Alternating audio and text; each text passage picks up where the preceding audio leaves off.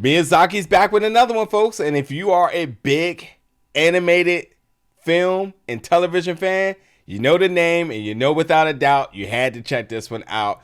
Let's talk about it. I'm here for my review of the new film, The Boy and the Heron.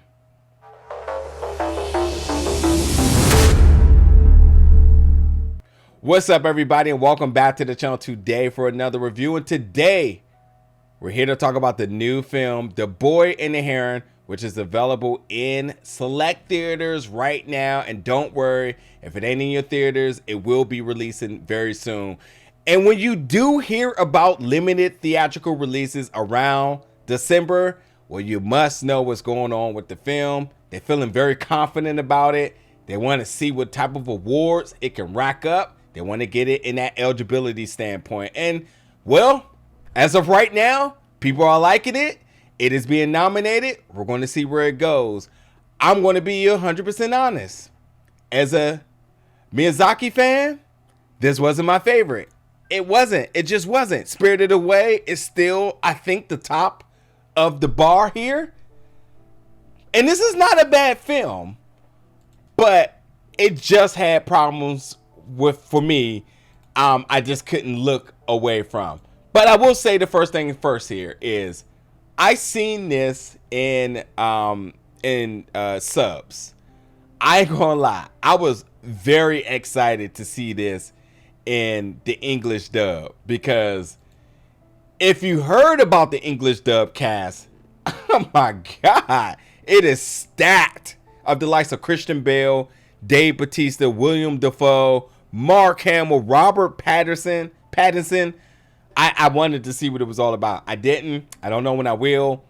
But wow, what a fantastic English voice cast announced for this project. It might be the best outside of the lineup Invincible has for an English voice acting cast for anything animated. With that being said, I did see again in subs, and the animation, as expected, is as beautiful as they come. Nothing to complain about there. With the film itself, I think that it's just a little all over the place. This is a film about a young boy, forgetting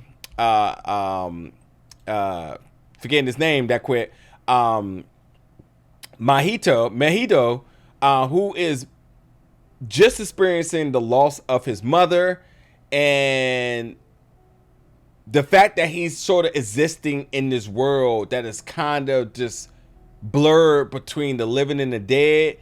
You know, he gets an opportunity to try to reconnect, but it ain't just a seamless journey. It has a lot of ups and downs, a lot of wildness kind of going on here. And it starts off with this heron who kind of visits him, letting him know that your mom is alive. So I say all that to say that, like, the film is definitely all over the place. It feels like very unclimactic at times that it should. I felt like the last 20 minutes of the film is so rushed to put a bow on this that, like, big moments that probably should have felt and been better wasn't, because they just kind of rushed through it. And I think that beyond there just being a lot of birds in this film that are completely jerks and dangerous and creepy, the fact that this is a boy sort of just really mourning the loss of his mother, but also too really just struggling to kind of find his way. I don't feel like they allow us to really connect with that in the way we should. Like, yeah, granted, the curiosity between the connection with the bird, I think they spent more time on that than actually just the feelings of this boy trying to get back to his mother, or the possibility of his mother's existing, and again still trying to find his way, along with all of the other folks that's kind of supporting him. You know, he has his father that's there, and his father is kind of absent, but is there but absent as well too. Like, he has a lot of different things kind of moving around around him. These caretakers, these old ladies, these maids, these grannies that's kind of there. I feel like they just kind of got away from us really connecting with him. And Manito, I believe is how you pronounce his name. We were just missing that, and then other elements were kind of introduced. Nasuko is a character who comes in. She tries to create a connection with him. She goes missing. That becomes a thing. So not only is he now looking for his mother, trying to connect with his mother, but he's also trying to search for her as well too. So through this journey, he learns a lot about his bloodline, his greater purpose, his origin of his grand uncle, and like it's a very quirky adventure, kind of world bending, kind of mind bending as well too. You know, it does a lot. You know, it's nothing ordinary about this film at all. And yes, sure, you can say that's sort of just been the theme across all of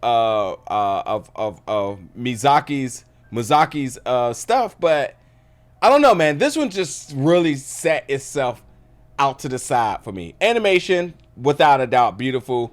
That is what I feel like should be in terms of the award contention is the animation.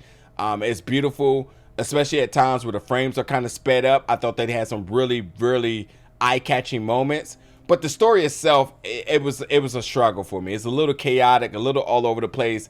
Definitely not his best work in storyteller. But I will say this though, and I think this is the most important thing with it. Miyazaki is not going to stop, nor do I want him to. I need more and more projects, and I don't care if you continue to make films that the plot and the story is kind of all over the place, as long as the animation is what it is. And I appreciate the voice acting in both the Japanese and English side, which in this case I'm still waiting for the English side. So I appreciate the ensemble cast members coming together, giving out great performances. On that note, that this at all does not lack in that department, especially when it comes to the Heron, who is just really annoying, but still just great work. Nonetheless, but listen, this Mahito Maki character, we needed to connect with them. We didn't get a chance to, but I still think that nonetheless, visually, it's worth a watch to kind of see the adventures on that note.